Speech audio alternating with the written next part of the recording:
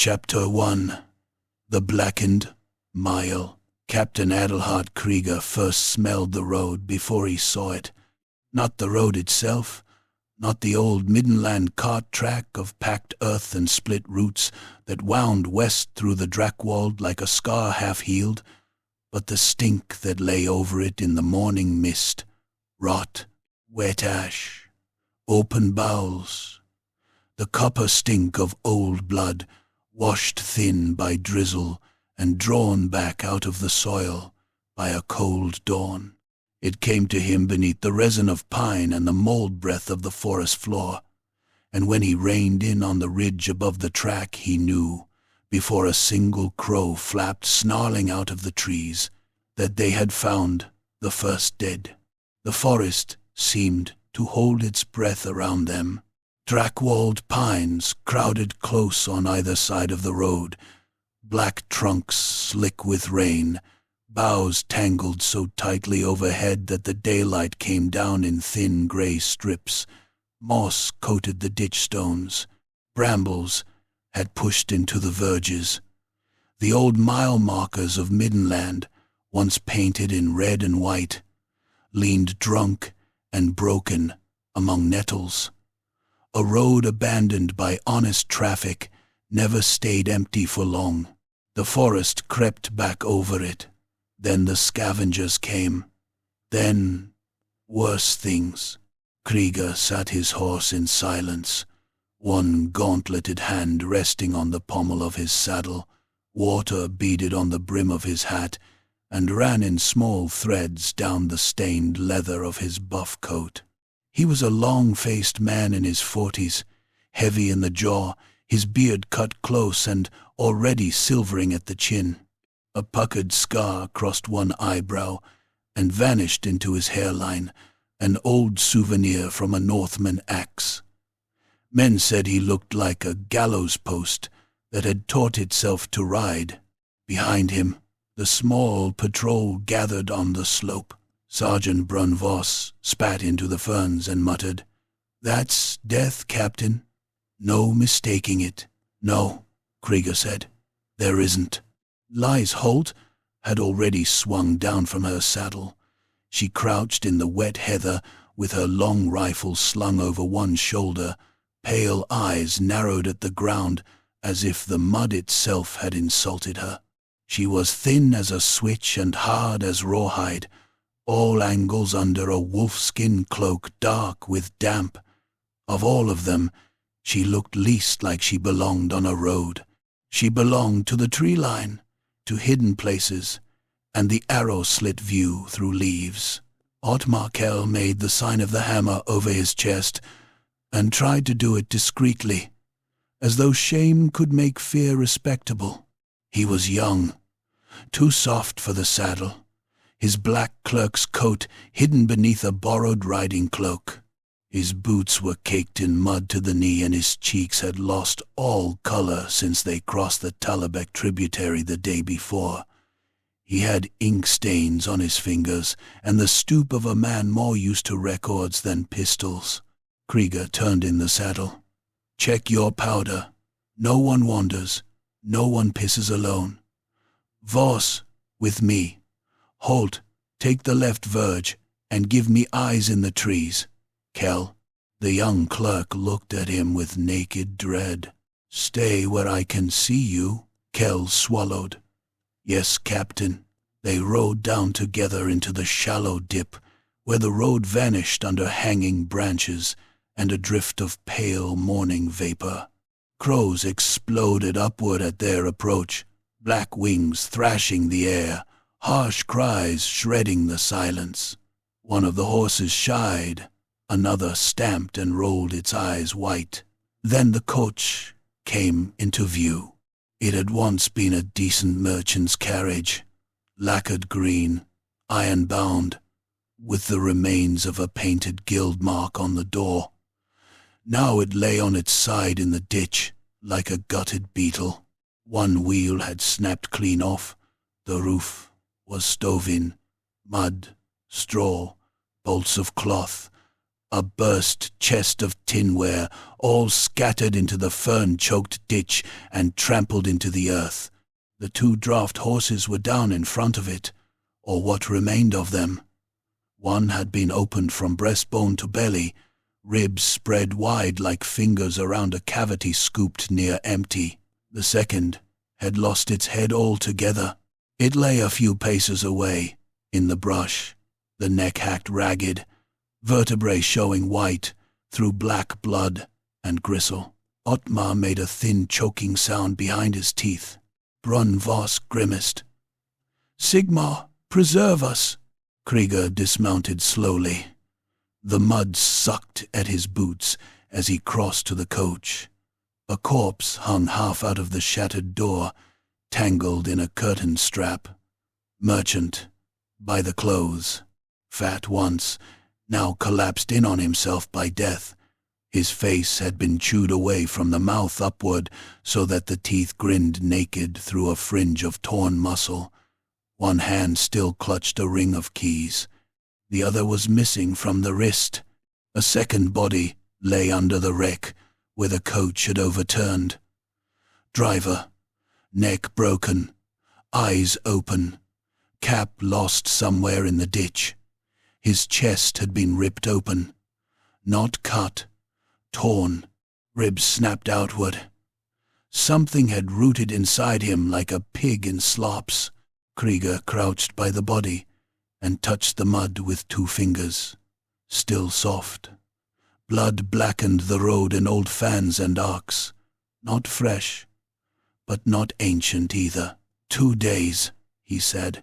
Lise's voice came from the trees to the left. Maybe 3. Rain did half the work for them. He looked up. Them? She emerged soundlessly from the brush and pointed with the barrel of her rifle. Hoofprints. Cloven. Plenty. Ungors. Gors. Maybe more. Came from the west side. Across the ditch. Rushed the coach where the road narrows. Dragged marks into the trees. Some bodies were taken.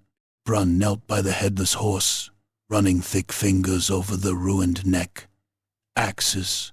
Crude. Heavy hands. Not all crude, Krieger said. He had found the 3rd corpse. The man lay a little apart from the slaughter, on his back in the wet grass beyond the verge. A guard, perhaps, or a house retainer hired to ride escort. Male shirt, under a torn leather coat. Good boots. Sword gone from the scabbard. The face had not been chewed. The throat had not been torn. He was dead from a wound so clean it seemed strange, amid the animal ruin around it. A narrow thrust, just under the right arm where the mail ended, driven upward into the lung. Krieger pulled the coat open. The cloth around the wound was dark and stiff.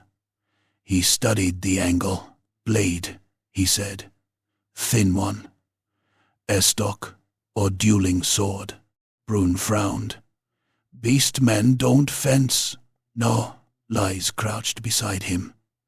There's more. She took the dead man's wrist and turned it. Around it was a leather thong knotted 3 times. On it hung a silver charm in the shape of a stag's antlers. A tar-light token, Ottmar said weakly from the road. Forest blessing. Krieger looked at him. You know your charms?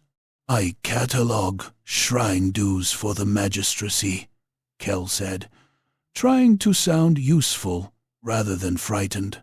Tal, Ria, Ulrich in the rural districts, offerings, repairs, land disputes. I've seen sketches. Brun snorted. Fine comfort. We can tell the dead which god watched them bleed. Krieger rose and scanned the verges. Something had been hammered into the nearest milestone. He crossed to it and saw an antler wreath tied there with gut string, fresh enough that flies still worried at the bloody knots. The old painted numeral beneath it, Middenheim, 12 miles had been smeared over in clotted red. not random splashing, deliberate marks. 3 downward strokes, then a twisting line between them. Ottmar edged closer, face pinched. "Is it a beastman's sign?" Krieger said nothing. Lies answered for him. Could be something trying to look like one. A sound came from the ditch beyond the coach. Small, wet, human, all of them froze. Brun drew one pistol. Krieger had his sword out in the same motion, steel rasping in the gloom. Lies slid into the brush with no more noise than a cat. Ottmar, to his credit or stupidity, pulled the little wheel lock from his belt, though his hand shook so hard the muzzle wavered. The sound came again. A whimper, then coughing. Krieger stepped around the splintered wheel and found a bundled shape wedged beneath a torn tarpaulin amid crates of spoiled apples and sodden cloth.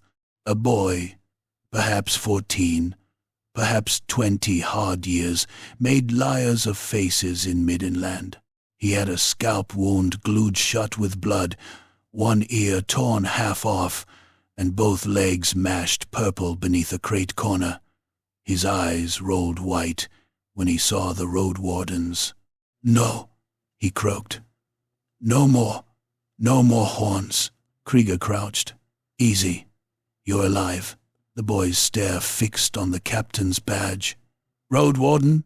"Yes." "Who did this?" The boy's mouth worked soundlessly at first.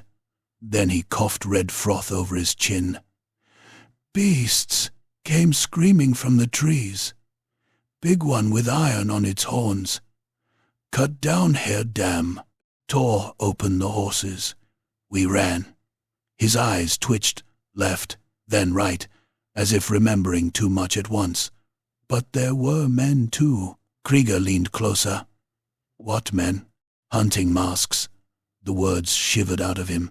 "White faces, laughing. Fine cloaks. They rode after us when we broke. Shot Greta in the back. One of them bowed to me. He made a hideous little grin, all terror. Like I was a lord." His fingers clawed weakly at Krieger's sleeve.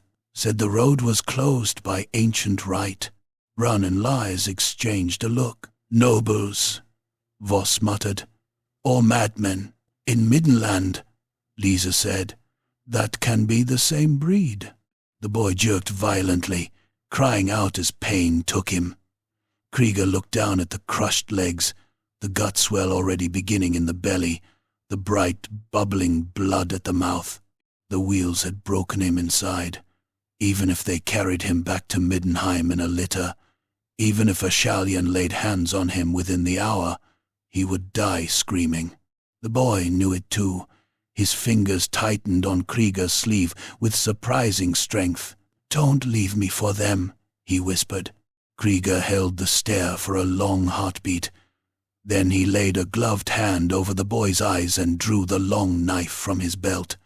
The blade went in under the jaw and up into the brain. It was quick. The body kicked once, twice, then sagged. No one spoke. Rain pattered in the pine boughs. Somewhere far off, deeper in the wood, a branch cracked with the weight of something heavy moving through the undergrowth. Krieger stood and wiped the knife on the dead boy's torn jerkin. "We burn the coach," he said. "Take what papers remain. Then we move." Ottmar stared at him, stricken. "Captain, we should return. Report this. Gather more men." "With what time?" Krieger snapped. "Every hour we sit on our hands, more people vanish on this road. There may be dozens of them. There are always dozens of them in the Drakwald." Brun began hauling wreckage into a pile without waiting to be told twice. Practicality was the oldest soldier's mercy. Lise moved around the kill site like a ghost, collecting dropped bolts, checking spoor, pausing now and again to stare into the walls of trees as though listening to some private whisper in the branches. By the time the coach was burning, the mist had lifted enough to show the road stretching ahead in a ribbon of black mud between the pines. Smoke rose greasy and thick, carrying with it the stench of scorched lacquer, blood and wet horseflesh. Flames licked through the merchant's ledgers and curled the pages black. The dead would not rise from this. In the Drakwald, if you left carrion whole, it never stayed merely carrion for long. They found the waystone 1/2 mile farther on. It stood in a little clearing where the road crossed a stream by an old stone culvert, its surface carved with a weather-worn stag and the rune for safe passage. Someone had daubed fresh blood over the carving. More antlers hung from it. At its base lay a cluster of offerings, acorns, feathers, a strip of wolf fur, and a human hand, severed neatly at the wrist and placed palm up in the moss. Otmar retched into the stream. Deliberate, Liza said. Not beastmen. Too neat. Maybe the forest folk, Brun said. Those antler kissers who hide in the deep stands. Tarlights. Krieger studied the hand. A signet ring gleamed on the smallest finger, crusted with drying blood. He bent, scraped some filth away, and saw a wolf's head worked into the silver. Noble work. Expensive. Whoever's playing games out here, he said. They want us looking one way and not the other. The causeway ambush came at dusk. The day had dragged itself into evening, beneath low clouds the color of dirty wool. They had made poor time. Twice, Lisa had found tracks circling them off the road. Hoofprints, yes, but also horses. Once they discovered a signal fire pit hidden among stones on a rise overlooking the track, cold now but recently used. Once they heard a horn far off in the west, not a soldier's call but a raw bellowing note that set every horse trembling. When the road climbed onto the old causeway through the marsh hollow, Krieger knew at once it was a bad place. Water lay black and still on either side, choked with reeds and deadfall. The road itself narrowed between broken parapets of ancient stone. Pines leaned inward over the hollow as if trying to listen. It was a place made for murder. He raised a fist. The patrol slowed. Too quiet, Brun murmured. Krieger nodded. Halt? But Lise was already moving, slipping ahead on foot along the left edge of the causeway. She had gone perhaps 20 paces when the first arrow hissed out of the dark. It struck a roadwarden named Eber in the throat. One instant he was swearing at his horse's footing. The next he was clawing at a shaft jutting from his neck, while blood pumped between his fingers in thick red spurts. He pitched from the saddle and hit the stones hard, heels drumming. Then the trees erupted. Beastmen burst from both sides with such force it seemed the forest had vomited them out. Ungors first, small and filthy and fast, with goat heads, man's torsos, bent spears and rust-chopped hatchets. Behind them came Gors, massive in the shoulders, horned skulls thrust low, matted fur slick with rain and old gore. They screamed as they came, a high-braying frenzy that curdled the blood. One leapt onto a horse's back and sawed its throat open with a jagged cleaver, drowning rider and beast in a sheet of black arterial spray. Another took a pistol shot full in the face from Brun Voss and kept running 3 more strides, with half its jaw hanging loose before collapsing in a twitching heap. "Hold the line!" Krieger roared. He met the first Gor on foot, sword slamming against a notched axe that jarred his arm to the shoulder. The thing stank of dung, wet fur and old graves. Its eyes were yellow and mad. It bellowed hot spittle in his face and drove at him with brute strength enough to split a shield. Krieger gave ground one step, then another, letting it think him pressed. When the axe rose high, he lunged in close and rammed his sword through the beast's throat. The blade punched out the back of its neck in a gout of blood so hot it steamed in the evening air. The gore convulsed, trying to roar through a ruined windpipe. Krieger yanked the steel free, and the creature dropped to its knees, both hands clutching at the red ruin under its jaw, while blood hammered between its fingers. He stamped its face into the stones until the skull cracked.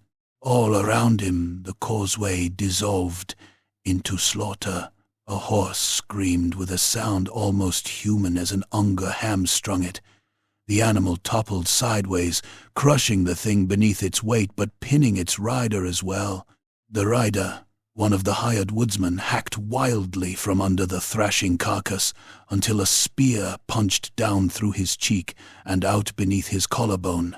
Brun stood over him, firing left pistol, right pistol, then smashing the empty iron butt of one into a beastman's eye so hard the socket burst like an egg. Lise appeared atop the broken parapet to the left and shot a gore through the open mouth. The back of its head came off in a wet, black-red spray. She drew her hatchet and jumped down among them before the corpse had finished falling. Ottmar Kell was on his knees behind a dead horse, trying to reload with fingers slippery from someone else's blood. An Unger vaulted the parapet toward him, bleating, spear raised. The clerk got the pistol up by blind luck and fired from arm's length. The shot blew a hole through the creature's chest wide enough to show its spine. It folded over him, kicking, hot innards spilling across his lap. Then came the horn again, close now, from behind them. Krieger turned in time to see movement on the rise east of the causeway. Shapes between the trees. Not beastmen, riders, human, watching. Moon-pale faces gleamed in the dusk, smooth masks, expressionless like hunting festival caricatures. White cheeks, red lips, black eye holes, fine cloaks dark as wine. One rider lifted a gloved hand and with lazy contempt pointed down toward the causeway. At once more beastmen rushed from concealment, not from ahead but from the side gullies where they had been waiting. "They're driving them," Krieger shouted. "Back to back, back to back." But by then he already knew the truth of it. This was no random raid on a bad road. Someone had loosed the herd onto them like hounds.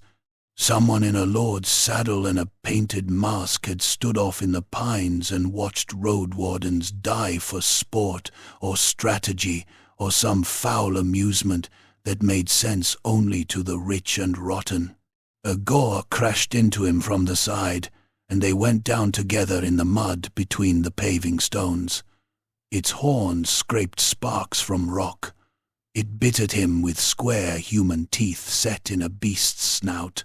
Krieger drove his thumb into its eye and felt the globe burst. The thing shrieked, a shrill, almost child's scream, and thrashed.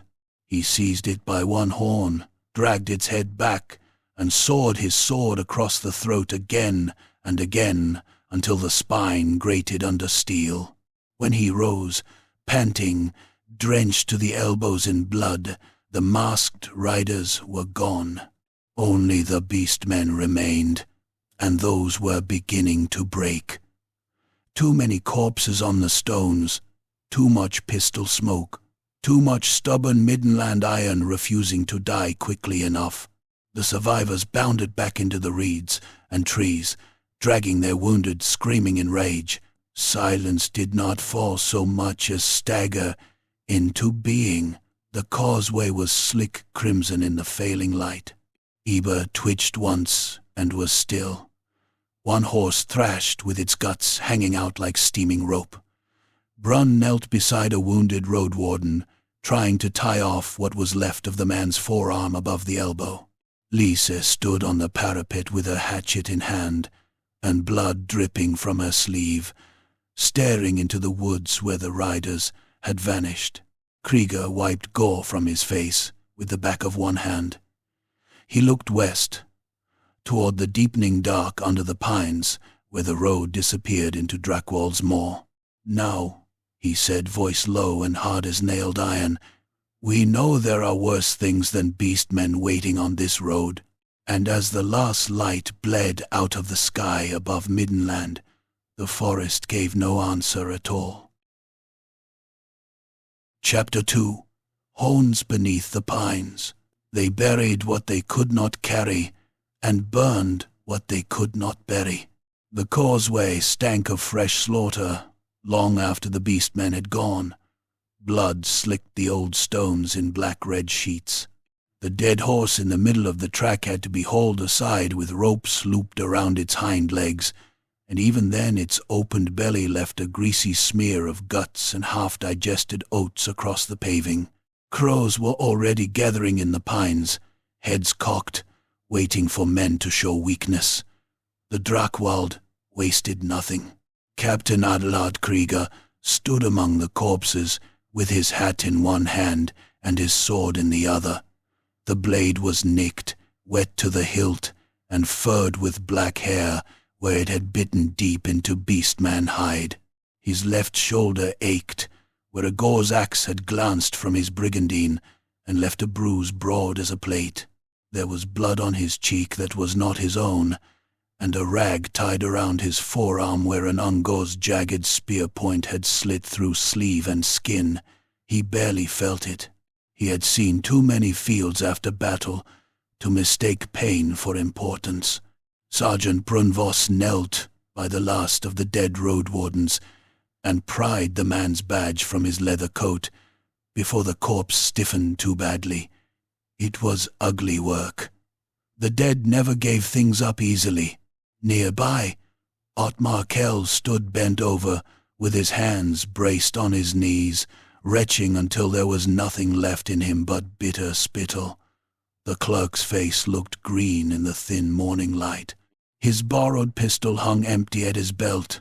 A clot of beastman hair and blood was still caught in the cuff of his coat where the creature he had shot had collapsed over him. Lise Holt came down from the tree line without a sound. Her wolfskin cloak was torn at the shoulder, and one cheek was striped red where something had clawed her, but her pale eyes were cold and steady. "They shadowed us for half the night," she said. "Not the beastmen, men. Horses, too, kept beyond sight, but close enough to hear the tack when the wind turned." "The masked riders?" Krieger asked. She nodded once. Brunn rose, wiping his knife on the dead man's coat. "Nobles, then, or their kennel boys. This road's gone foul, above and below." Krieger looked west, into a wall of trunks so thick the forest seemed not grown but built. If they wanted us dead, they could have joined the attack. "Maybe they wanted to see if beastmen would do it for them," Lisa said. "Safer on good saddles." Ottmar spat and swallowed hard. "We should go back. We have proof now. Dead men, strange riders, beastman spoor. The magistrate can call soldiers from Middenheim." Krieger turned on him with a stare like a nailed door. "And by the time soldiers are argued for, fed, equipped, delayed by some fat counselor's seal, how many more wagons vanish? How many farmsteads go dark?" He gestured toward the corpses laid in a row by the broken parapet. "This road is closed because someone wants it closed. I intend to learn who." Ottmar opened his mouth, thought better of it, and looked away. They pushed on by mid-morning, fewer now and moving in a longer silence. The road narrowed as it sank deeper into the Drakwald. Ancient pines crowded close enough that their lower branches clawed at riders' hats and shoulders. The ditches were choked with moss and old bones. Once they passed a hunter's shrine to Tal, nothing more than a split stone and a circle of antlers hanging from leather cords, its offerings fresh, but its small clay bowl full not of acorns or berries, but clotted blood. Another mile on they found a watchpost abandoned to rot, its roof caved in, its signal brazier kicked to pieces. Someone had scrawled a warning across the door in tar-black paint. "Turn back, or be taken," Brun grunted when he saw it. "Forest wit." "No," Krieger said. "Too literate." Lee slipped off her horse, touched the drying strokes with one finger, and rubbed them together. "Recent. Any tracks? Horses? Boots? A few bare feet. Not beastmen." They left the watchpost as they had found it. There was no point in holding rotten timber if the enemy already owned the woods around it. Toward noon, the road crossed a low ridge of stone slick with lichen. From there the trees thinned just enough to show a long stretch of Middenland beneath a lid of dirty sky. Dark forests rolling like a frozen sea, clearings scattered here and there like wounds, far-off smoke from charcoal burners or lonely steads, and beyond all that, grey hills shouldering into cloud. It was a hard country, all damp loam and wolf weather, and men who lived there grew as stony as the soil. Krieger loved it no more than a scar loved the blade that made it, but he knew it in his bones. They found the first body at the foot of the ridge. It was nailed to a pine through both shoulders with iron spikes driven deep into the trunk. The man had been stripped to the waist. Rain had washed his skin pale, but the cuts across his chest still showed livid and swollen. They were not random. Someone had carved them in patterns, looping lines, antler shapes, three-pronged marks that might have been holy sigils or blasphemies, depending on whose god ruled the hand. His eyes were gone. Crows had taken them. His mouth hung open, black with flies. Ottmar turned away at once. Brun stepped closer and squinted. "Not a peasant," the sergeant said. "Look at the hands. Soft. Rings, too, though one's missing." Krieger saw the broken signet on the man's little finger, its crest hacked through with some deliberate blow. He also saw the bruising around the wrists, the welts on the ribs, the split nails. Torture. Slow and patient. Human work. "Cut him down," he said. "Why?" Ottmar asked, too quickly. His voice cracked. "He's dead." Krieger's expression hardened. "Because no Middenlander hangs like butcher's meat while I wear the badge. They hauled the corpse free. When it dropped, the back came away from the bark with a wet peel. Strips of skin had stuck to the trunk around the spikes. Even Brun swore under his breath at that." Lise, who had ranged ahead while they worked, returned at a half-run, face unreadable but intent. "Smoke," she said. "Not cooking. Green wood. Half a mile north of the road." "How many?" "Hard to say. Hidden fire. People who know how not to be seen." Brun checked his pistols. "More forest folk." Krieger looked at the trees hemming the road on either side. "Or the ones who nailed him up." He left 2 men with the horses and took the rest on foot into the pines. The forest swallowed sound. Needles deadened their boots. Wet branches brushed their faces with cold fingers. Here and there the ground rose into old stone outcrops draped in moss, or sank into black pools where drowned leaves floated in skins of yellow froth. The smell changed as they went deeper. Less road mud and horse, More resin, wet bark, mushrooms, old rot. More animal too, more den-like. The smoke came from a hollow ringed by standing stones half sunken into the earth. Some ancient place, older than Sigmar's empire and maybe older than men, repurposed 100 times by fear and faith. At the hollow's center, beneath a tangle of antler racks and hanging charms, stood a low shrine built from stacked stones and roofed in pine boughs. Not a proper temple. A wild place. The sort priests in cities pretended not to notice so long as taxes arrived and no one set the wrong thing on fire. Figures moved between the trees before Krieger's party was halfway down the slope. Men and women in cloaks of hide and rough homespun stepped out from behind trunks and boulders with bows already drawn. Their faces were striped with ash and mud. Some wore antlers or wolf teeth at the throat. One old man held a woodman's axe in both hands, as though he meant to split skulls rather than logs. A pair of lean hounds slunk at heel among them, lips peeled back. At their center stood a woman in a mantle of stag hide, grey hair braided with feathers, a spear taller than herself in one hand. Age had hollowed her cheeks and sharpened her nose, but not weakened her. Her eyes were flint under storm-cloud brows. "Another step," she said, "and your guts decorate the pines." Brun grinned without warmth. "You forest saints always greet guests this kindly." The woman ignored him, her gaze fixed on Krieger's badge. "Roadwarden, Captain," Krieger said. "Adelhard Krieger, Middenland Road Service. Are you Mother Gertrude Kappel?" A flicker of surprise touched her mouth, then vanished.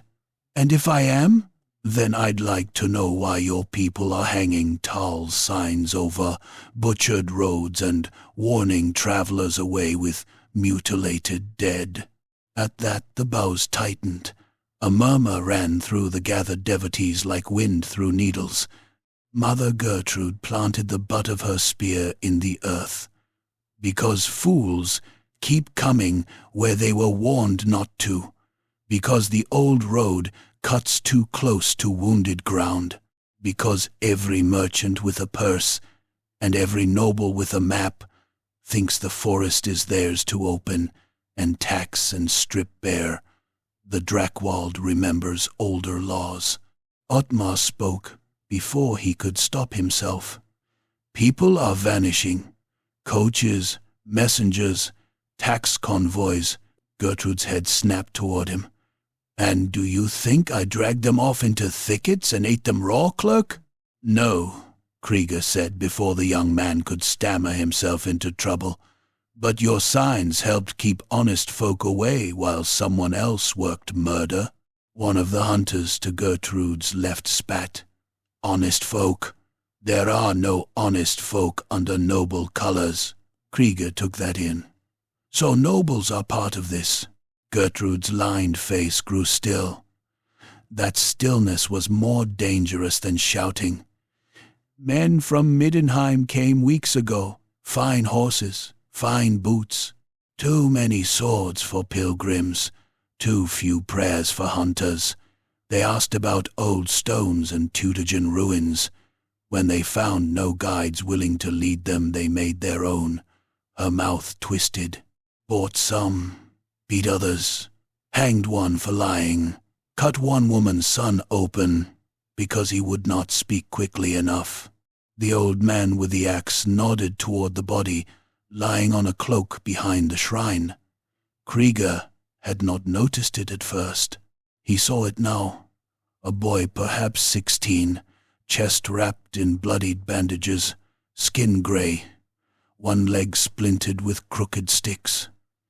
His breath came shallow and fast. "They did that?" Krieger asked. Gertrude's grip tightened on the spear. "Their hounds ran him down near the old Teutogen stones. Called it sport." Brun's face darkened. "Names?" Baron Lothar von Brunner among them. Others hid behind lacquered masks and servant tongues. Middenheim filth, dressed up as lords. Krieger felt the pieces shifting into place, not neatly, but enough to draw blood. And the beastmen? At that, for the first time, the tar lights showed something like fear. Gertrude glanced toward the deeper west, as if expecting the trees themselves to overhear. They gather where the ruins sink into the earth. More each night. Fires on the high ground. Horn calls after dusk. They are not raiding like common scavengers. They are being called. By who? If I knew that, roadwarden, I would have put an arrow in its throat. Lise moved a little closer to Krieger, never taking her eyes from the armed devotees. She's telling some truth. Some? Brun muttered. Enough to matter. Krieger looked around the hidden shrine. Fresh spoor, hidden pits, supply bundles beneath oilcloth. Half a dozen paths out besides the one they had used to enter. This was not a band of harmless woodland mystics. It was a camp prepared for siege or flight. Desperate people. Dangerous because they thought desperation was piety. You sabotaged the road, Krieger said. Gertrude did not deny it. I felled trees, broke culverts, put up warnings. Better frightened merchants than awakened horrors. Horrors do not sleep because roads close. No. But men stop feeding them. Before Krieger could press further, a horn sounded from the ridge to the south. Not the raw brazen bellow of beastmen this time. A hunting horn, silver clear and mocking, 3 notes blown in lazy succession. Every tar light in the hollow stiffened. Hounds growled. Bows came up. Lise was already moving, scaling a rock and peering through branches. "Riders!" she hissed. "A dozen at least. Armored men behind them on foot." Brun bared his teeth. "Speak of midden filth." The first shot cracked through the trees a heartbeat later. A tar-alite woman spun and fell with half her face blown away, teeth and blood spraying across the shrine stones. Then the woods erupted with men in good mail and hunting cloaks forcing their way downslope, blades out, pistols smoking, painted masks hanging at belt or collar. They were not trying to conceal themselves now. They had come to take or kill. At their front rode a broad-shouldered noble in dark green velvet over mail, his beard forked and oiled, his breast marked with a silver wolf's head clasp. Baron Lothar von Brunner looked less like a courtier than a butcher who had discovered perfume. He hauled his horse down at the edge of the hollow and pointed his sword. "In the Emperor's name," he shouted, though his grin said the Emperor had nothing to do with it. "Seize the shrine and hang the antler witches," Krieger swore. Into cover. Now the hollow became a slaughter yard in an instant. Tailites loosed arrows from behind standing stones. The first noble retainer took one through the eye slit and pitched backward into the ferns. Another stumbled into a hidden pit and vanished to the waist on sharpened stakes, screaming while he tried to pull free, and only drove them deeper through groin and belly. Brun fired both pistols in quick succession, one shot breaking a horse's foreleg, so that beast and rider crashed together in a thrashing tangle, the other punching through a masked man's throat and spraying bright arterial blood over the antlers strung above the shrine. Krieger met the first swordsman on foot. The man was quick and well-trained, not some fat hunting fool, and his blade darted in silver lines meant for the gaps in armor. Krieger caught the thrust on his sword, stepped inside the next cut and smashed his pommel into the man's mouth. Teeth flew. Before the retainer could fall back, Krieger slashed across the face. steel-bit nose, cheek, and eye. The man went down clawing at the ruin, where half his features hung loose. To the left, Gertrude drove her spear clean through a rider's thigh and hauled him from the saddle with a shriek. Her followers piled onto him before he hit the ground, hacking with wood axes and skinning knives. Krieger saw one antlered devotee bury a blade under the man's ribs and drag upward so the belly opened in a wet steaming spill of blue intestine. Pulpy, savage, close. The sort of killing that left no room for speeches. Von Brunner himself stayed mounted, shouting orders, his fine boots splashed red to the ankle from the work of others. "Take the old woman alive," he roared. "She knows the way below." That word below struck Krieger like a nail through the ear. He turned to shout a warning just as the beastman hit. The west side of the hollow exploded inward in a shower of needles and loam. Gores came first, huge and matted, horns lowered, bellowing so loud the stones seemed to answer them. Ungors swarmed at their heels, stabbing with crude spears and rust-eaten blades. One vaulted the shrine roof and came down on a Talite's shoulders, tearing his throat out with its teeth before the man had even finished turning. Another buried an axe in the neck of a noble retainer and chopped until the head hung by strips. All order vanished. Men who had charged to kill zealots now found themselves dragged down by hoof things, frothing blood. Tailites, who had been a heartbeat from gutting noblemen, wheeled and fired arrows point blank into beastmen faces. A horse screamed as a Gore split its belly and thrust both arms into the cavity, up to the elbows, raking out slick red ropes that steamed in the cold air. The rider tumbled clear, only to have an Unger spear him through the side and pin him writhing to the roots of a pine. "Back!" Krieger shouted. "Back to the stones." No one listened, because no one could. The hollow was nothing but impact and gore.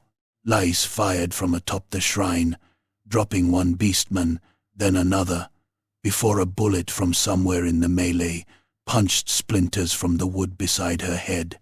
She vanished over the far side.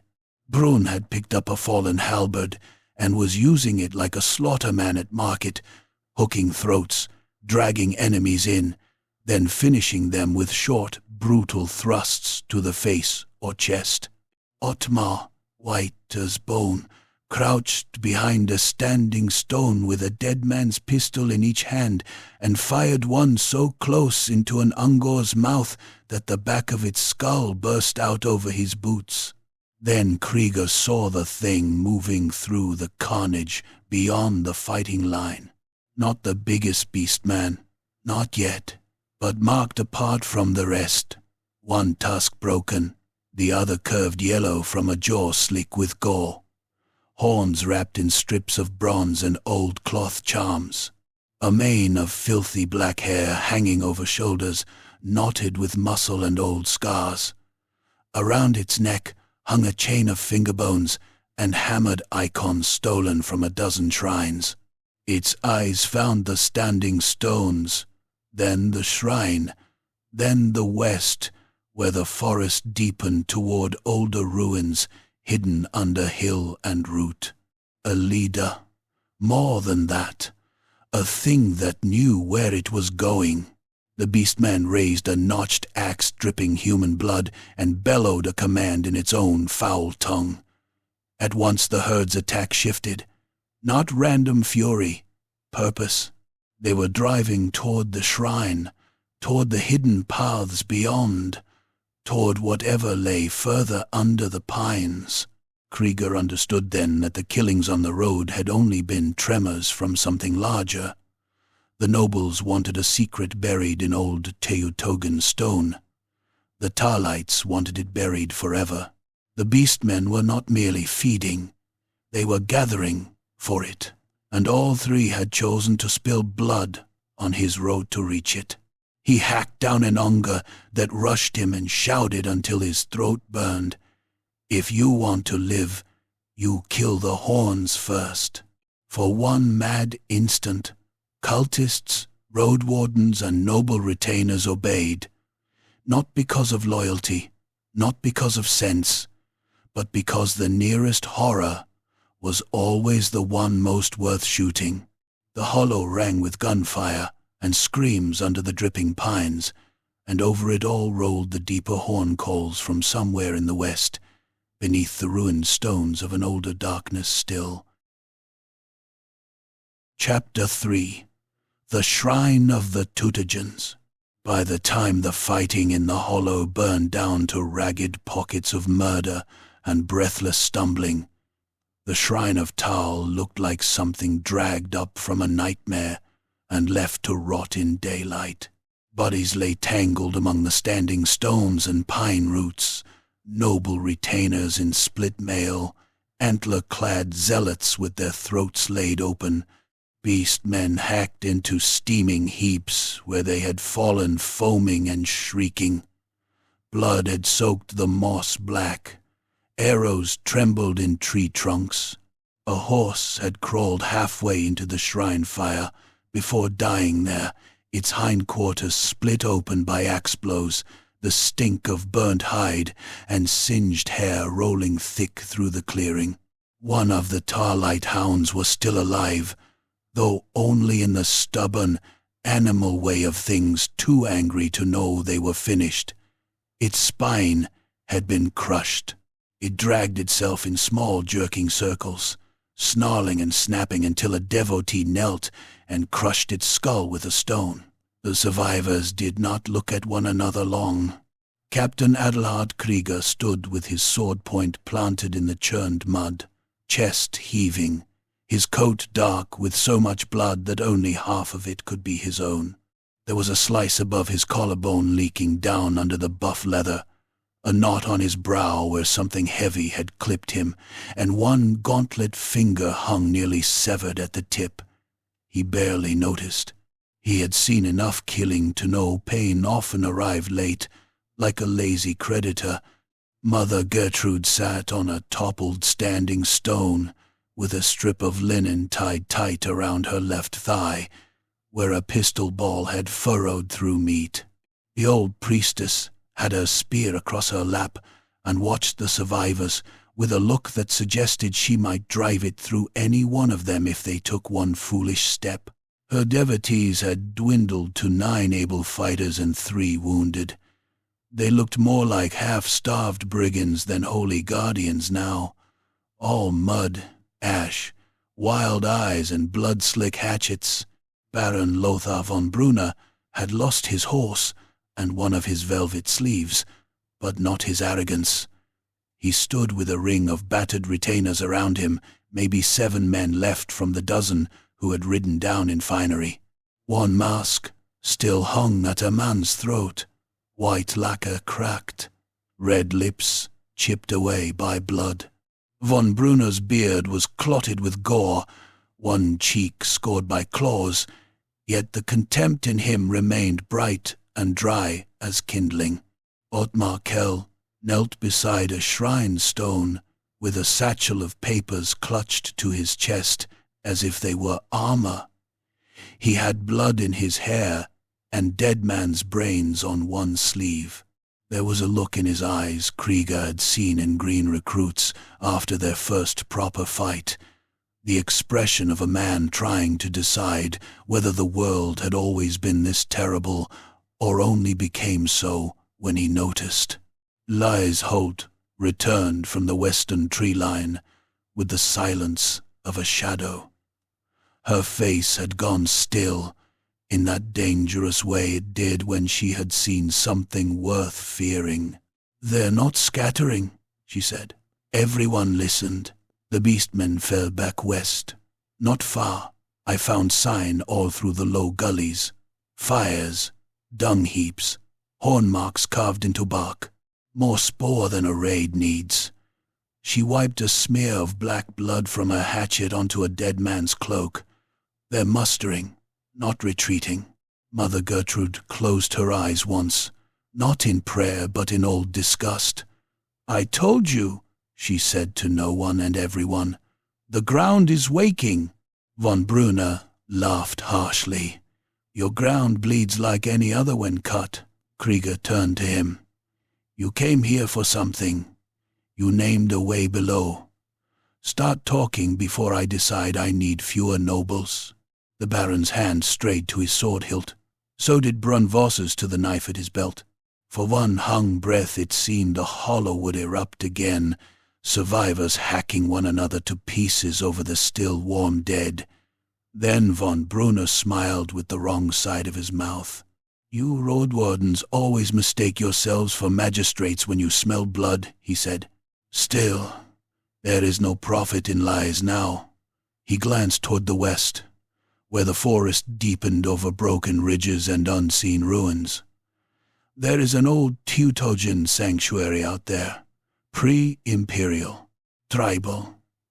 It sits over a cave complex cut into the hill beneath the standing stones. Oath chambers, burial niches, old war altars. My family records named it the Red Antler Hall. Ottmar's head snapped up. That's impossible, von Brunner sneered. Because you had not read it in some tax docket? The clerk ignored the insult and fumbled into his satchel with shaking hands. He pulled out damp parchment rolls rescued from the road service archives in Middenheim, maps and copied land grants and shrine notices, papers he had complained about carrying not 2 days ago. Now he spread them on a flat stone smeared with old blood and pinned them under a dagger and a broken antler. Krieger crouched beside him.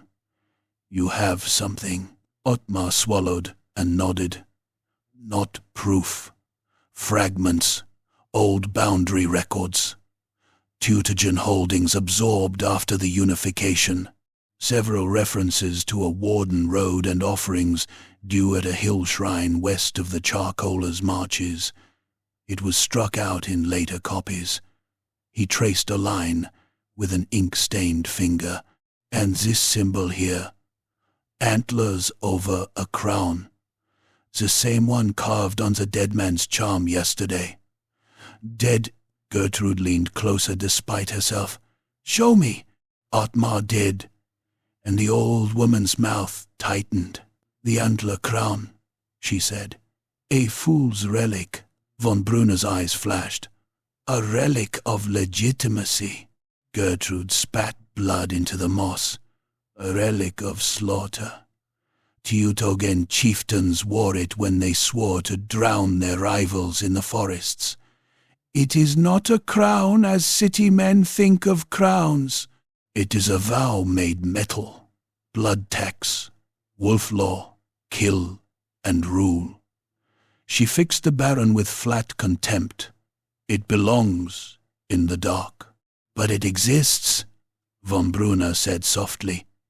Greed moving under his words like worms in soil. That is what matters. Krieger looked between them and hated both answers. And the beastmen? Gertrude's gaze moved west again. They gather because the stones remember blood. Places like that rot if left untended. Men leave. Beastmen come.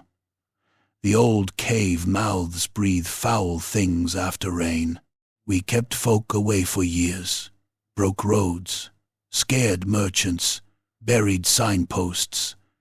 Better a closed road than that hill opened. You murdered men on the road? Krieger asked. No. Her answer came hard and immediate. We threatened. We bled cattle on waystones. We hanged bones and antlers where fools would see them. But those butcheries were not mine. She cut a glance at von Brunner's survivors. His lot kill like men who no courts will wash the blood from their names. One of the retainers bristled. Brunn showed him enough teeth to make him think better of speaking. Krieger rose.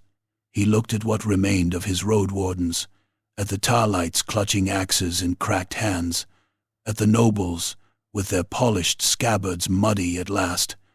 Above them, the pines muttered in the wind.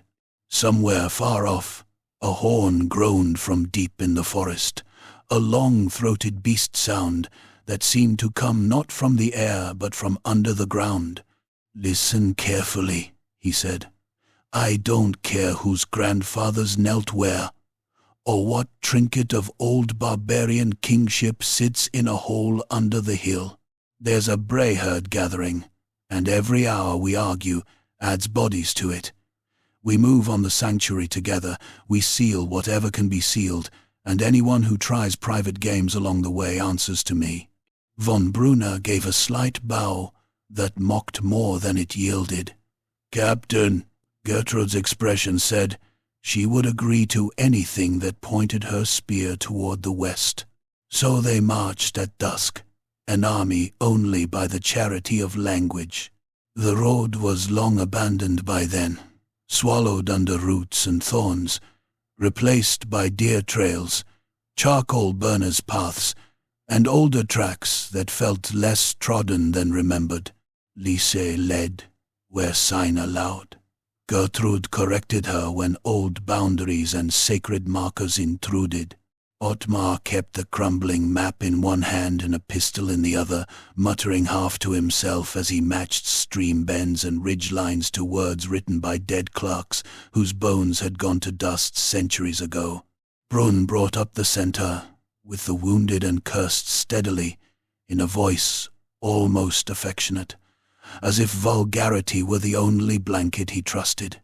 Night pooled quickly beneath the pines.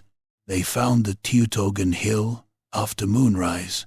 It did not look like much at first glance, only a swell of dark earth shouldering out of the forest, ringed by broken menhirs and thorn bushes grown thick as walls.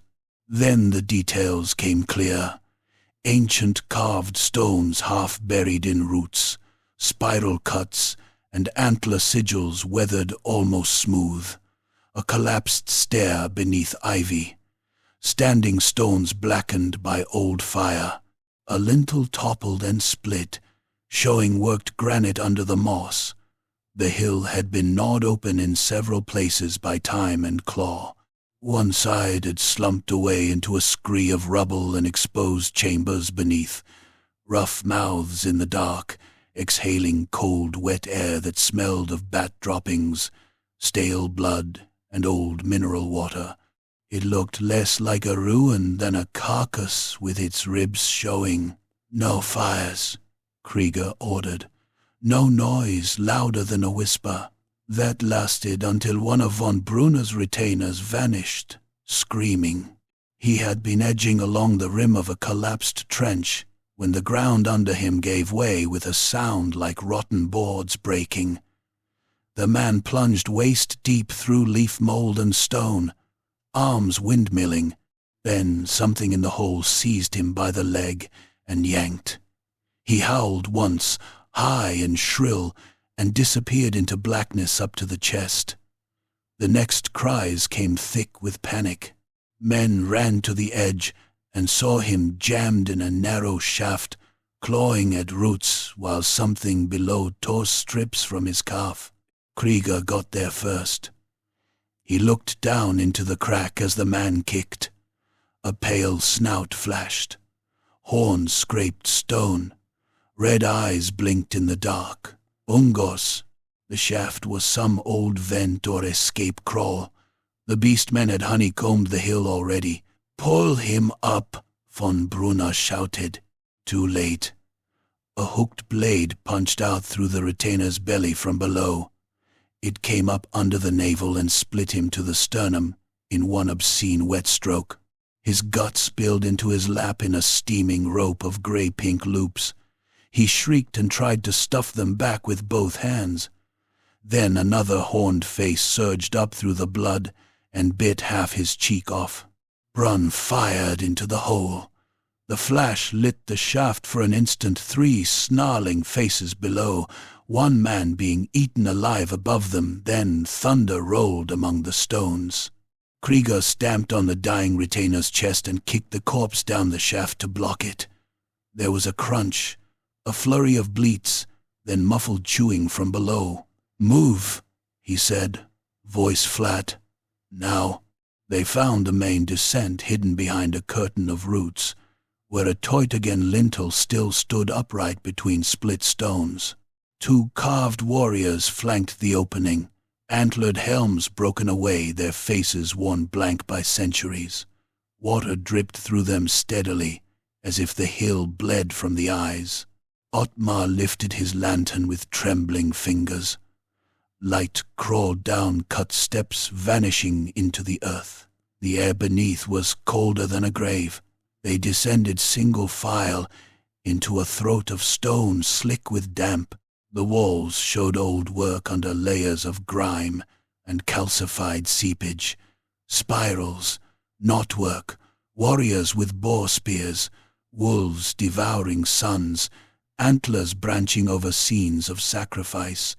Some carvings had been hacked apart later. Some were fresh, with beastman daubs in dung and blood.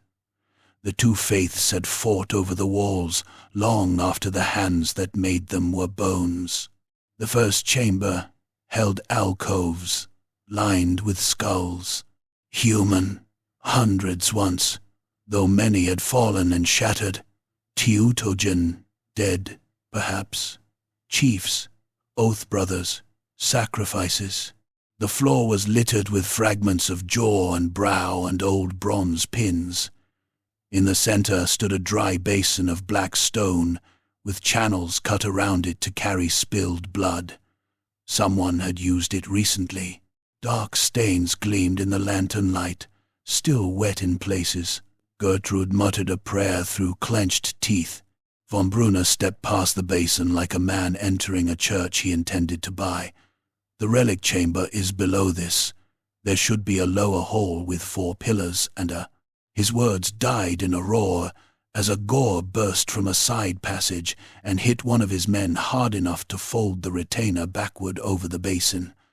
Horns tore through mail. The beastman shook its head once, and the man's chest came apart with a crunch like split firewood, ribs spraying out under the skin. Then the dark corridors vomited more shapes. The tunnels became a butcher's lane. Pistols exploded in the confined dark, blinding and deafening. Smoke thickened at once, greasy and sulphurous, trapped under the stone ceiling. Lantern light swung wild. Men screamed, without knowing where the enemy stood, until it was already on them. Beastmen loved such places. Their stench came first, then the scrape of hooves on stone, then the impact. Krieger fought by sound and flashes. He saw a horn silhouette in the smoke and cut at it, felt steel bite muscle, then hot blood sheet over his hand. Something clubbed his shoulder hard enough to numb the arm. He slammed back with his hilt, heard teeth crack, and drove his sword forward until it jarred on spine. Beside him, Brunn fired point blank into an Ungor's face and used the smoking pistol barrel to ram its broken jaw shut before he buried a knife in the throat. Lys was nowhere and everywhere, appearing out of the smoke to put an axe into a knee, a knife under a rib, then vanish again. One of Gertrude's devotees was dragged down by 3 Ungors. They pinned his limbs and opened him from groin to throat with a hooked blade, grunting happily as his steaming innards slid onto the stones. Gertrude herself answered by jamming her spear through one beastman's mouth and into the wall beyond, nailing its twitching body upright before she split the second skull with a hatchet. Ottmar, cornered against a pillar, smashed his lantern into a Gor's face. Burning oil burst over fur and eyes. The creature reeled, shrieking, scrabbling at itself, while flames ran greasy blue along its mane. For a heartbeat, it was a walking torch, painting the chamber in jerking orange. In that light, Krieger saw the lower hall ahead, 4 pillars, a raised stone dais, and beyond it, a narrow archway descending further still. "Forward!" von Brunner shouted. "The chamber!" He shoved past his own wounded man to reach it. Krieger saw the betrayal before anyone named it, saw the Baron's retainers peel away from the shared fight and form around the stair, saw one of them ram a Tarlite backward with his shield and slash his hamstrings open to clear the way, saw another turn his pistol not on beastmen but on Brunn. The shot went wide in the smoke and took a roadwarden through the neck instead. "Bastard!" Brunn roared. Von Brunner did not even look back. "Hold them!" he snarled to his men as he plunged down the final stair with 2 retainers at his shoulder. Krieger hacked through the nearest traitor and bellowed for pursuit, but the beastmen were between them now in a tangle of smoke and black blood. It took killing to buy every step. When they broke into the relic chamber at last, the Baron was already there. It was a round vault cut from the living rock. Water dripped from the dome into a central stone seat or altar, its surface carved with antlers and wolves. Around the wall stood the molded remains of old standards and bronze spearheads green with age. Chains of bone hung from iron hooks. At the chamber's heart, on the seat itself, lay a circlet of dark metal fashioned from interlocking antlers, its points capped in old gold, gone dull as grave teeth. The antler-crown. Von Brunner had it in both hands. He turned as they entered, lantern light shining in his eyes, and for the first time since Krieger had seen him, the noble looked genuinely awed. Not noble, not civilized, simply greedy enough to touch an old curse and mistake the chill for destiny. "Behold," he whispered. Then the chamber shook. A horn call boomed through the hills so deep the stone answered it. Dust rained from the dome. Somewhere above, beastmen began to scream in a frenzy, not of fear but triumph. Gertrude went white, beneath the blood on her face. "You fool," she said. "It knows it has been found." Von Brunner set the crown on his head. It fitted too easily. For one heartbeat, nothing happened. Then blood ran from beneath the circlet down the Baron's temples, as if the metal had grown thorns inward. He staggered, but he was smiling, eyes gone wide and fever-bright. "I hear them," he breathed. "The old kings, the wolves." The chamber wall behind him burst inward in a spray of stone and dirt as a battering ram of horn and muscle came through. Hruk, one tusk filled the gap like a piece of the forest forced into flesh. He was bigger than any gore should have been, shoulders scarred into ridges, one tusk snapped jagged, the other yellow and curved like a sick moon. Bronze charms clattered on his horn wrappings. Old icons stolen from men's gods hung from his neck, smeared with blood. His small, brutal eyes fixed at once on the crown, then on the man wearing it. Everything in the room lunged at once. Chapter 4. Blood on the reopened road. Everything in the room lunged at once. Baron Lothar von Brunner spun toward Hruk one tusk, with the antler crown crooked on his brow and blood running from beneath it in thin, bright lines. His face was fever-white, his eyes too wide, his mouth peeled back in a grin that was not sane enough to be called joy. He drew his sword with a flourish fit for a tourney ground instead of a buried war shrine, and shouted something that might once have been a command and had by then become a prayer to himself. Hruk answered with a roar that shook dust from the vault. The beastman chieftain hit the baron's foremost retainer first. He did not kill the man so much as erase him. One great arm, thick as an oak branch and furred in black, swept sideways with the axe in its fist.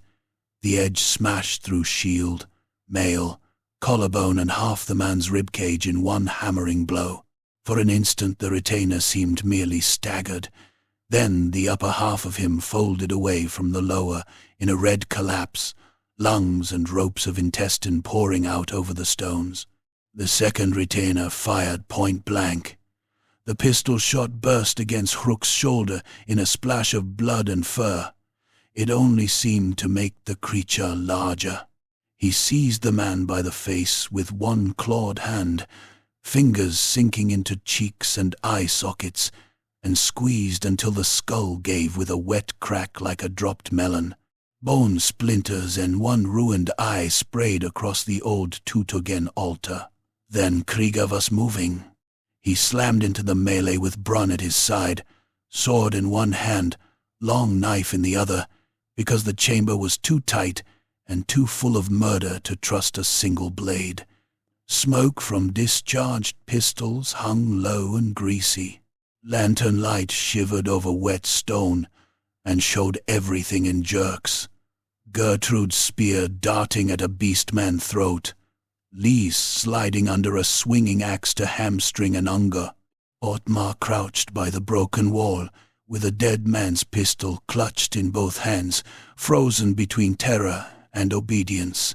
"Get the crown off him!" Gertrude shouted. Von Brunner did not look like a man inclined to surrender anything. He backed up the steps of the stone seat with blood on his lips, sword wavering in a duelist's guard, while Hruk advanced through his dying men. The Baron had the crown on now, settled hard against his skull as if it had grown there. Its dark antlers caught the light and seemed to drink it. "I am chosen," he gasped. "I hear them, Teutogen kings, wolf fathers. Blood remembers blood. Blood remembers fools most of all," Brunn snarled. A gore came through the breach behind Hruk, and Brunn met it with the halberd he had stolen below. He drove the point into the beastman's chest, and the shaft bowed with the force. Then he kicked the creature off and wrenched free in a sheet of black blood. Another Ungor bounded over the corpse, knife flashing. Liza's hatchet took it in the side of the head so deep the blade vanished to the eye. She yanked it free with both hands, and the beastman fell twitching at her boots. Hruk mounted the altar dice in 2 stamping strides. Von Brunner slashed at the beastman's face with a beautiful cut, textbook perfect, the sort of strike a fencing master might have praised over wine. Hruk caught the blade against the bronze wrappings on one horn, turned his head, and the sword glanced off in a shriek of metal. His free hand closed around the Baron's wrist. Von Brunner screamed. The fingers crushed mail and bone together. His hand opened by force, sword clattering across the altar. Hruk yanked him forward and bit into the side of his neck. It was not a clean tearing bite like a wolf's. It was worse. Human in its appetite, bestial in its power. The chieftain's tusk punched through the throat, and Hruk ripped sideways with a twist that opened the Baron from jaw to collar in a gush of dark arterial spray. Flesh flapped. The ruined voice that came out of von Brunner was a wet, bubbling shriek.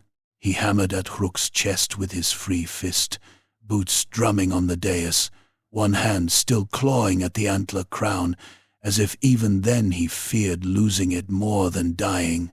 Then Håk flung him aside. Von Brunner struck the chamber wall and slid down it, leaving a broad red smear. He was not dead yet.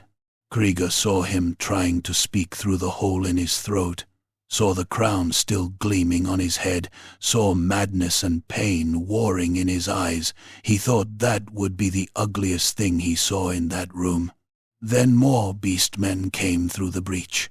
There were too many to hold underground, too little room, too much blood already on the floor. Krieger understood it at once, the roadwarden's mind still working beneath the battle rage. If they stayed, they would be buried in that vault under horn and weight and smoke. "Back!" he shouted. "Up! Out of the chamber!" Gertrude heard and obeyed first, because old hill shrines had taught her how quickly tunnels became tombs. She smashed the butt of a spear into a Gore's knee, splitting the joint with a sound like green wood breaking, then fell back toward the stair. Brun fired his last pistol into the face of a beastman trying to climb the dais, and the shot blew teeth, tongue, and the back of the skull into the dark. Lise seized Ottmar by the collar and dragged him bodily toward the steps, while the clerk clawed for drop papers with one hand like a drowning man reaching for floating kindling. Krieger did not retreat until he had gone for the crown. He mounted the dais through blood slick enough to spill a horse. Hruk was turning, drawn by movement, jaws red to the tusk, breath steaming from flared nostrils. The Baron lay gurgling at the base of the altar, with the crown still half cocked on his head. Krieger rammed his knife into von Brunner's temple, and the noble shuddered once and fell still. Then the captain hooked 2 fingers under the antler-crown and tore. It did not want to come free. The metal had bitten deep. Little hooked spines on the inner rim had sunk into scalp and flesh. When Krieger ripped it loose, strips of skin came with it, and the dead noble's skull showed white through the blood. Hoch bellowed so violently that the chamber seemed to shake with the sound. Krieger did not hesitate. He hurled the crown to Gertrude at the stair. "Take it." She caught it one-handed with a curse, and wrapped it at once in her blood-soaked cloak. Then Hruk hit Krieger. The beastman chieftain slammed into him chest first, a wall of muscle, fur, and iron stink.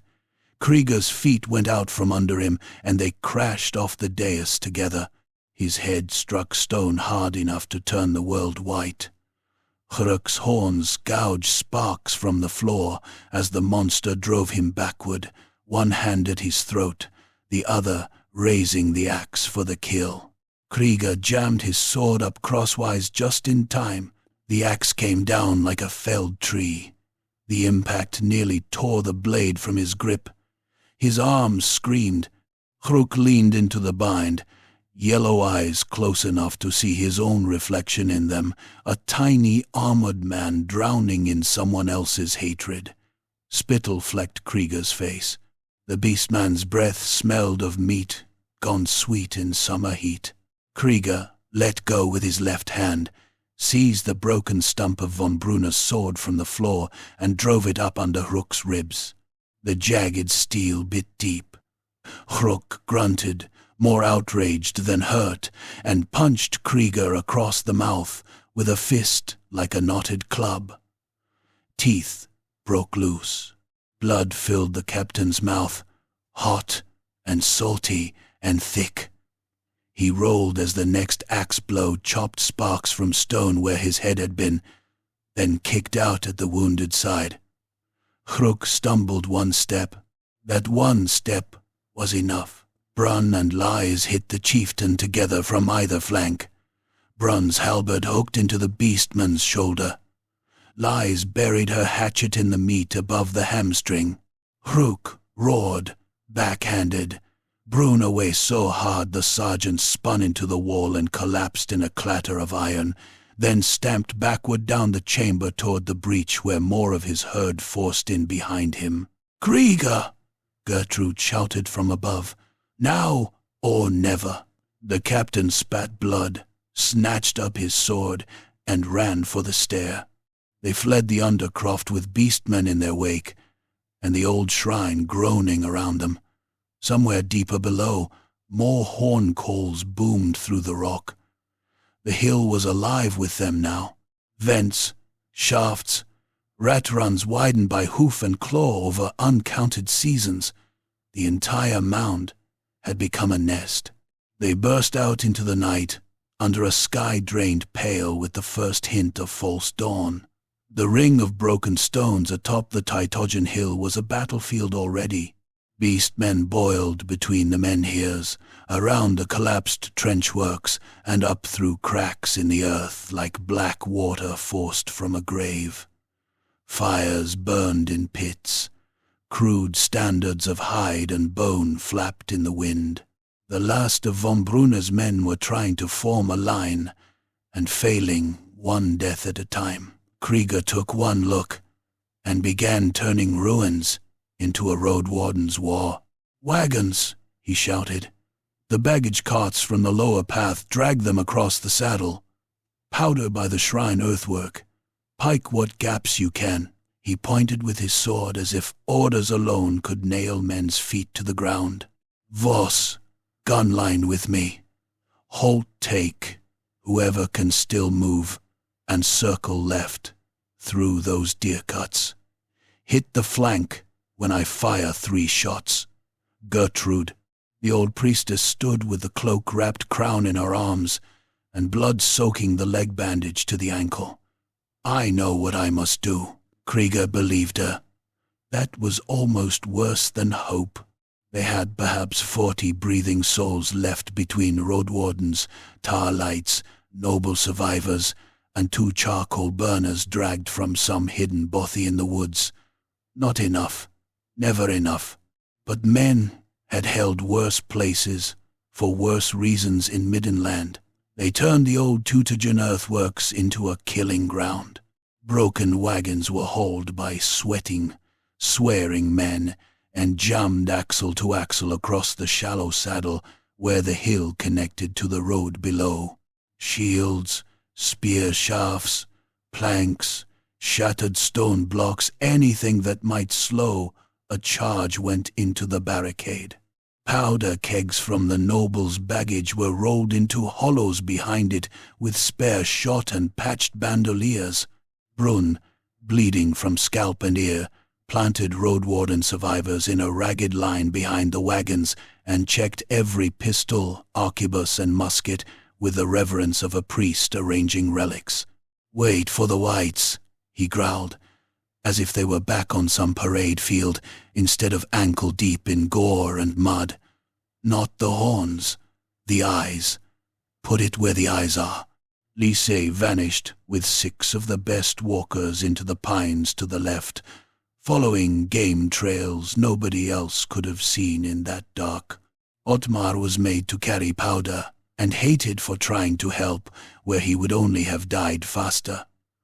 Gertrude climbed alone to the split central stone where the old altar roots still ran into the hill.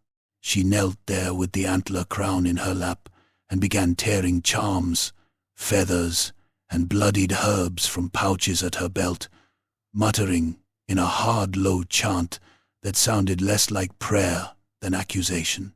The first assault hit before full dawn. Ungors came first, shrieking and leaping through the bracken, trying to clamber the hill in a rush.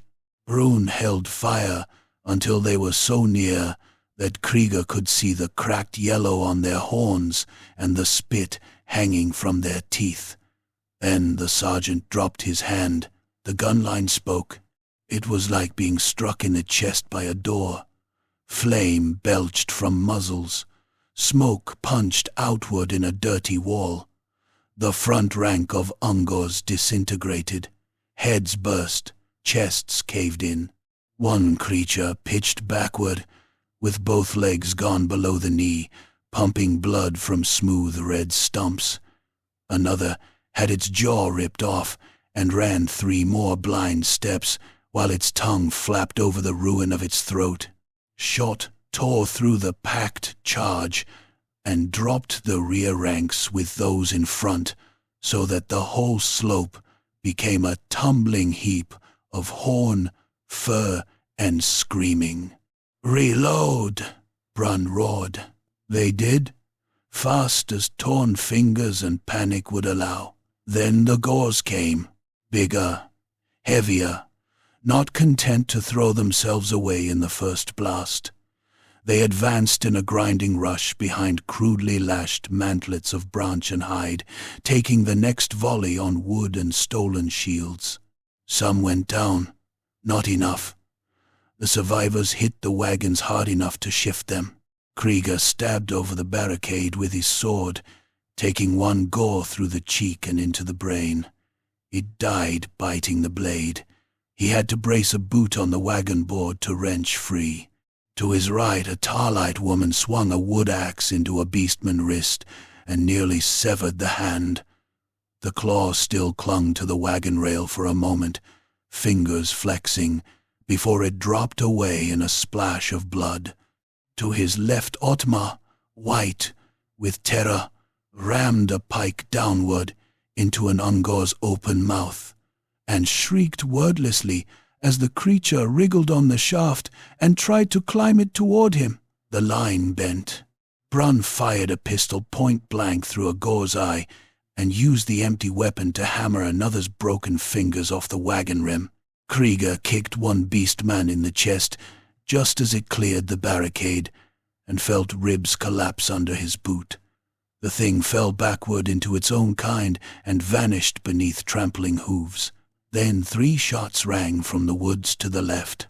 Lisa, a heartbeat later, her flank party tore into the herd's side from the deer paths, shooting into backs, cutting hamstrings, sending 2 panicked Gore packs crashing into one another in the confusion. The beastmen howled and turned. For the first time they looked uncertain. Krieger saw Rook then. The chieftain came up through the milling herd like a black prow through surf, roaring. Blood still clotted around the wound under his ribs, one horn wrapped now in a strip of human banner. He carried a ripped wagon wheel as a shield in one hand, and his great axe in the other.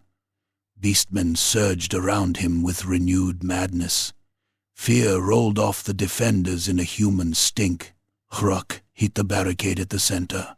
The wagon wheel smashed aside 2 pikes and broke a wagon tongue. The axe rose and fell once, splitting a roadwarden from shoulder to sternum so that he opened like a butchered pig, both halves spilling over the planks with steam rising from the cavity. Hruk roared into the faces of the defenders, and they recoiled from the sheer beast force of him. Krieger climbed the barricade to meet him. He stood on slick boards and broken spokes, with the dawn wind in his torn coat and blood in his boots, while the battle raged all around like a foundry gone mad. Hruk towered opposite, fur clotted, tusk yellow, eyes gleaming with old forest hatred. Behind them the ruined Teutogen stones rose black against the whitening sky. Between them lay the road, reopened by slaughter and about to be paid for again. Hruk spoke then in broken Reichspiel, thick and ugly but clear enough. Man road dies, he growled. Forest eats. Horn King rises. Krieger spat a clot of blood off the wagon side. Try. Hruk leapt. The first blow stove in the plank where Krieger had stood. Splinters flew. The second took Krieger's hat from his head and carved through the wagon board behind him. The captain answered with speed rather than strength, cutting at the wounded side, jabbing for the throat, always moving, always 1/2 step from being pulped. He scored Hruk's forearm, opened the scar beneath the ribs, took a piece from one ear. None of it seemed enough. Hruk caught him at last with the wagon wheel and hurled him off the barricade. Krieger hit the ground on his back, and the breath left him in a hard animal bark. For a second the sky above was only pale cloud and drifting powder smoke. Then Hruk loomed over him, axe lifting for the finish. A spear punched through the beastman's side and out the other. Mother Gertrude screamed something ancient and savage as she drove the weapon into the butt. Hruk lurched, twisted, and seized the shaft in both hands. He tore it free, ripping meat, and swung the broken spear length like a club. It struck Gertrude across the chest and flung her spinning into the stones. Krieger heard the crack of ribs, even over the battle noise, but she had bought him one heartbeat. He rolled to his knees, snatched a fallen pistol from the mud, and fired upward into Hruk's already wounded flank at arm's length. The charge ripped into the hole under the ribs and blew it wide. Hruk staggered. Krieger seized the moment, caught the beastman's axe arm with both hands, and drove them both backward toward the split central stone where Gertrude had been chanting. The hill had been cracked by age, roots, and old blood rites. Gertrude had been working at it all along, with powder tucked into ceremonial fissures beneath her cloak of prayers. Krieger saw the slow match burning there among the roots. One bright worm of orange in the dark. He understood at once. So did Hruk. The beastman roared and tried to wrench free, but Krieger locked both arms around him and drove forward with everything left in a body that had bled through 3 days of forest war. They crashed together into the split stone as the match disappeared below. For an instant nothing happened. Then the heart of the hill blew out. Powder, old faults and centuries of hidden hollows answered in one thunderous convulsion. Stone burst upward. The central shrine split from base to crown. Menhirs toppled. A white-red flash punched out of the crack and swallowed Krieger and Hruk together in a storm of rock, dirt, and ancient bones. The ground under the beastmen's charge heaved like a living thing. Half the slope collapsed inward. Gores and ungores alike screamed as they fell into sudden sinkholes or were crushed under descending slabs of Teutogen masonry. The battle broke at once. Without the hill beneath them, and without Hruk's bellow to drive them, the herd lost its single mad purpose. Some tried to keep fighting. More bolted. Others plunged blindly into the shattered trenches and died there on stakes, rubble, and each other. Lisa's flank party cut down the runners in the pines. Brun rallied what was left of the gun line and fired into every knot of horns that hesitated. Dawn came gray and pitiless over the Drakwald and found the forest floor carpeted with dead. When the last shots faded and the last beastman cries receded westward into the trees, the ruined shrine smoked like a fresh grave. They dug Krieger out with bleeding hands, broken shovels, and spear shafts. He came from the rubble half-conscious and red to the waist, pinned under a slab, and 2 dead Ungers, one arm twisted wrong, one cheek laid open to the teeth, dust and blood packed into every seam of him. He woke to Brun's voice swearing over him, and Lice hacking at roots with her hatchet, and the first thing he did was try to reach for his sword. "No," Brun told him, almost gently. "You've had enough road for one morning." Hruk lay nearby under a fallen lintel, crushed from shoulder to pelvis. Even dead, the chieftain looked malignant. One eye remained open, staring at nothing. Crows had already begun to gather. Mother Gertrude did not rise again. They found her among the shattered stones, with her hands still curled as if around a spear shaft, and her mouth set in the same hard line she had worn in life. The wrapped antler crown was gone. Whether buried under the hill, shattered in the blast, or hidden by her final rite, no one could say. Krieger, when later asked, never gave an answer. By noon, the living had counted themselves. Most of von Brunner's surviving men were dead.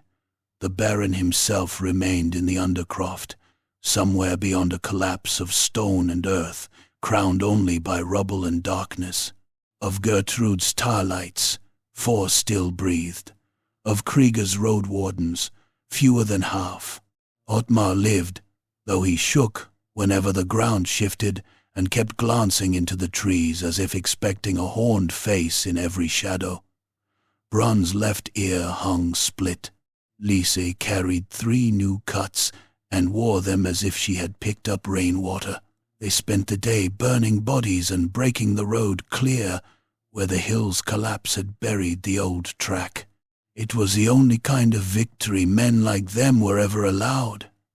Miserable, practical, bought-in meat. Within a fortnight, a magistrate's party arrived from Middenheim with scribes, laborers, and a priest of Sigmar too clean for the road. They took statements in brisk, offended tones and wrote down what fitted best into ledgers. Beastman infestation dispersed. Forest road reopened. Los, regrettable. Noble casualties, unfortunate but heroic. The matter of irregular local cult activity under investigation. Captain Adelhard Krieger, arm in a sling and face stitched crooked from cheek to ear, listened to the clerk read the neat version aloud, while men with shovels scraped old blood from the wagon ruts. It was raining again. It always was in Middenland when anything important ended. Beyond the reopened stretch of road, the Drakwald stood dark and patient under its wet pines. Smoke rose from the new signal post where road wardens had relit the watchfire. Merchants would come again soon enough. Tax carts, messengers, hunters, fools. The road had been opened because men required roads.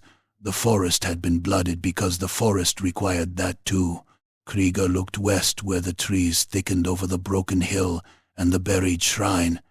He knew what lay beneath was not finished, only smothered for a while under stone, silence, and official lies.